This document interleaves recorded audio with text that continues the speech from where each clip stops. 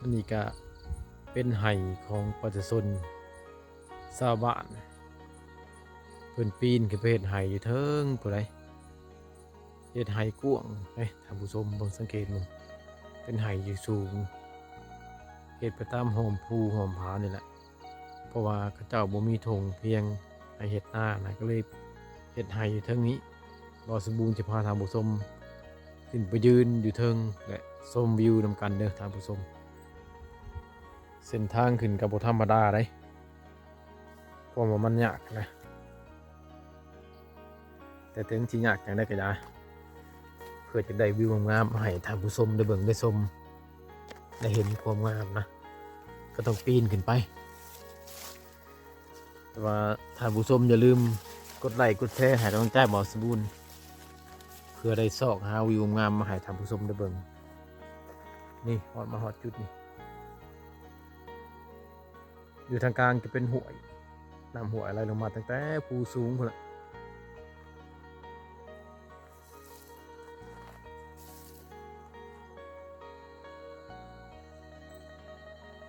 ถือว่าถอยน้ำห้วยไหลผ่ากลางให้ตัวนี้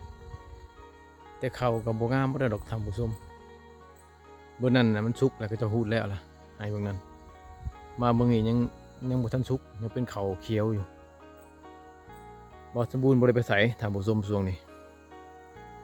จึงว่ามาถ่ายวิวตามภูตามผาให้แกเจ้านี่แหละมาให้ท่านผู้ชมเบิ่งเพราะว่าฝนตกท่านผู้ชมเว้ยพายุลงตลอดเลยตกเลียนมือนี่ก็กำลังเอื้อนนั่นหนึ่งสิเดินทางไปถ่ายวิธีชนบทให้ท่านผู้ชมเบิ่งก็ไปบ่ได้น้ำขึ้นหลายก็ได้แต่ถ่ายให้ถ่ายสวนข้างๆนี่แหละให้ท่านผู้ชมเบิ่งแต่ว่าจังไดก็อย่าเด้อท่านผู้ชม FC ของเบาสมบูรณ์อย่าลืมเข้ามาเบิ่งมาชมให้กำลังใจเบาสมบูรณ์นะมาเบิ่งวิวสวยๆเขาให้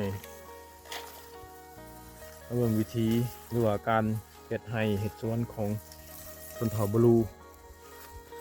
ก็เจ้าอยู่กะเฮ็ดไร่สวนพวกนี้แหละมันเป็น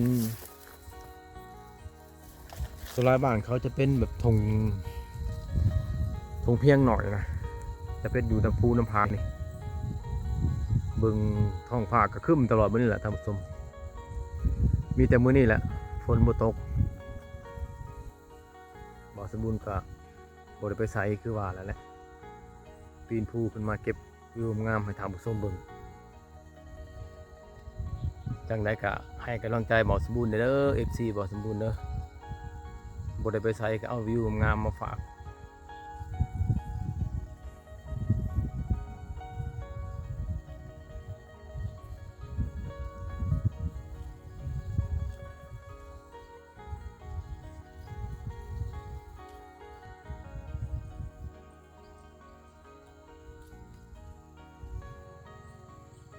สังเกตเบิ่งความสูงบ่สมบูรณ์ปีนขึ้นมา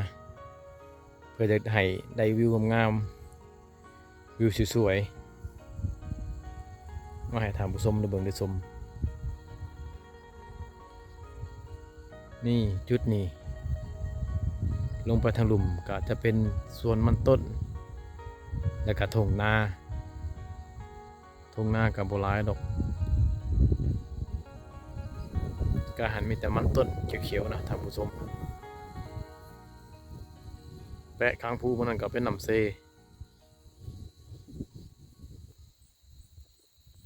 จึงได้กับฝากเด้อ FC เด้อความตั้งใจของบ่าวสมบูรณ์จะให้ท่านผู้ชมมาเห็นวิวงามก็เลยเก็บมาฝากยามแรงอากาศเย็น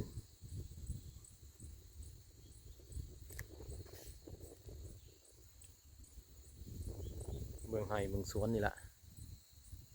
มือ